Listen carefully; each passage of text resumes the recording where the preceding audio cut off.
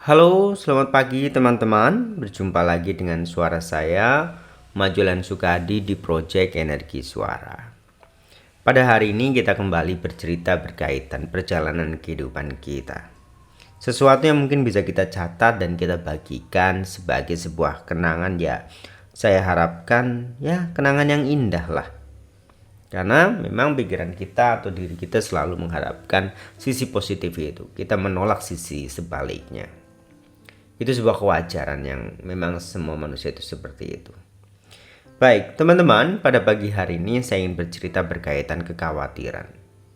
Bagaimana pikiran kita bereaksi, bagaimana tubuh kita bereaksi.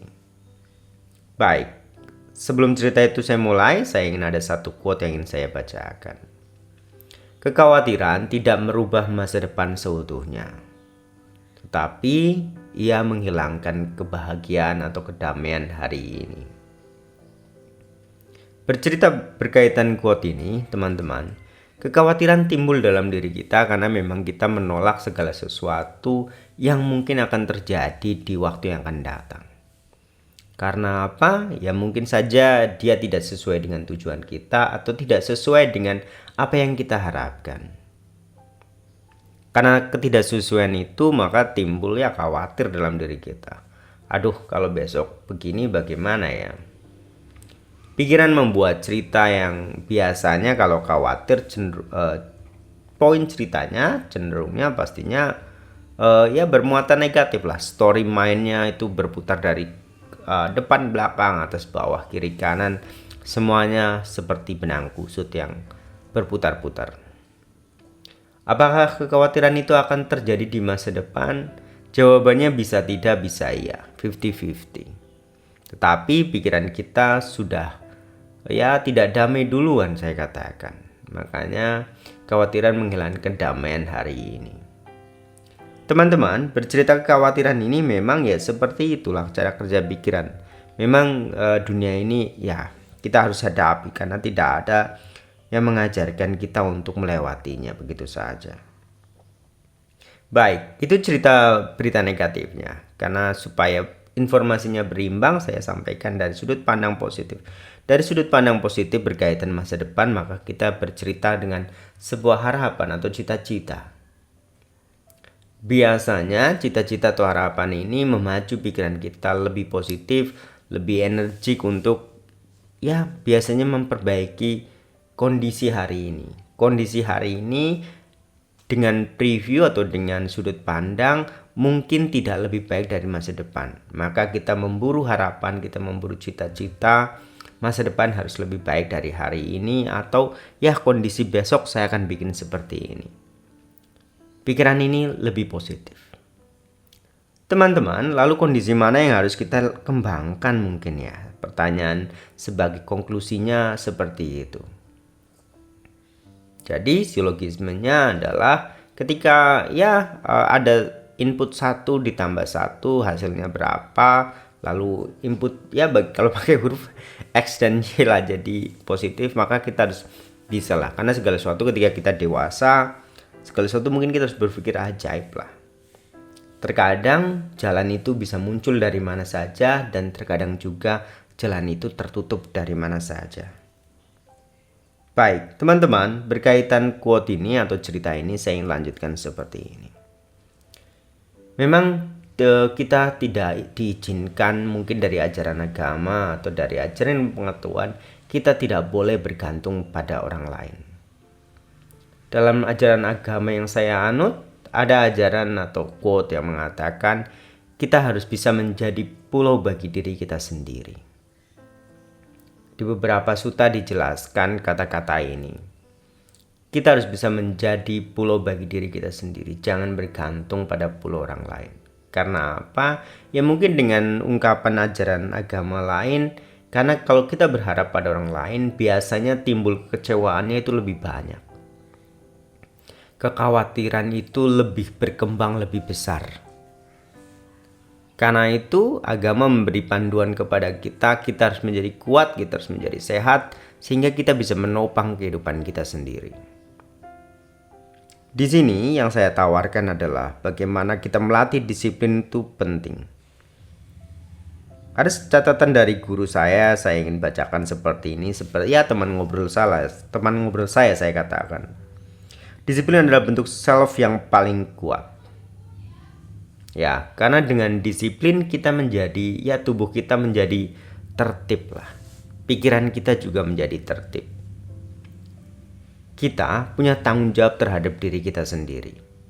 Seperti seorang petani memiliki tanggung jawab untuk membuat saluran air mengalir dengan baik.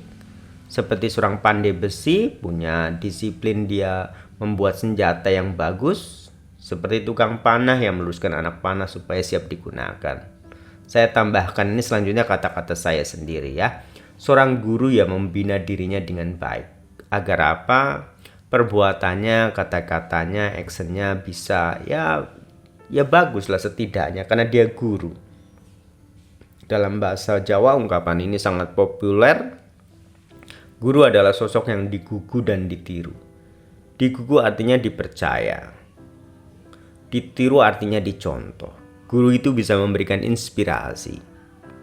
Karena level tertinggi adalah seorang pengajar diharapkan bisa memberikan inspirasi kepada generasi selanjutnya. Dalam kata Confucius sebagai quote yang jauh lebih abadi, jika Anda ingin bahagia 100 tahun, maka didiklah anak-anak atau generasi baru. Baik, teman-teman, karena berkaitan disiplin diri ini adalah bentuk cinta terhadap diri kita yang paling kuat, maka kita harus melatih kedisiplinan dalam diri kita. Ya, berkaitan cerita khawatir dan harapan kita ya dalam cerita agama saya tambahkan lagi ya supaya teman-teman cerita ini tidak hanya sekedar sharing yang sifatnya saya bisa katakan mungkin sharing yang sifatnya hanya curhat ya. Kalau curhat kan tidak ada muatan ilmu pengetahuan. Tetapi kalau sejenis sharing atau podcast atau apa, diharapkan ada hal yang bisa kita tangkap. Teman-teman, dalam usaha baik tentunya ketika hal negatif itu muncul atau belum muncul, jangan kita munculkan, jangan kita kembangkan. Kita harus berpikir sisi sebaliknya. Ketika hal positif belum muncul, kita munculkan. Ketika hal positif sudah muncul, kita kembangkan dengan baik. Maka ini adalah harapan yang mungkin bisa kita bentuk disiplinkan diri.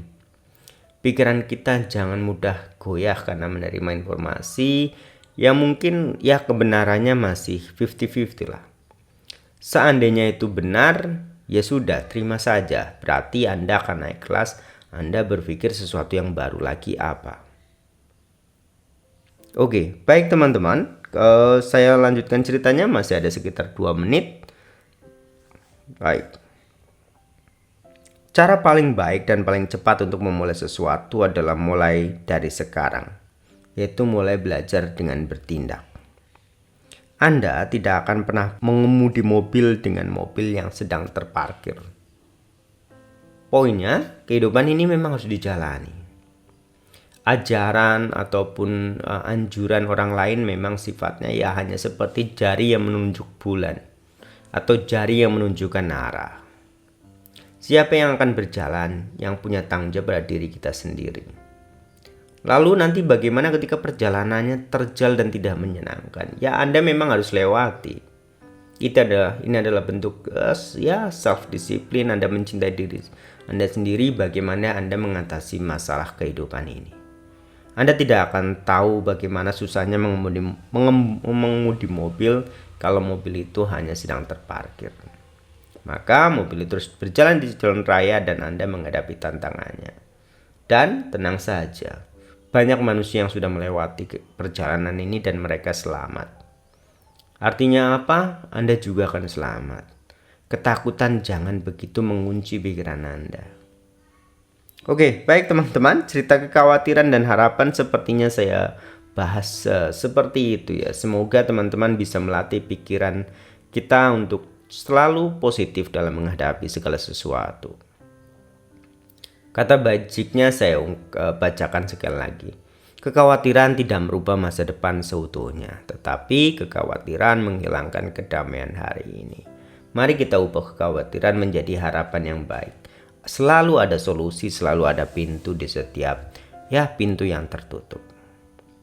Mungkin penutupnya dari saya seperti itu. Semoga teman-teman menjalani hari dengan kebahagiaan dan ya sesuai harapan apa yang teman-teman harapkan.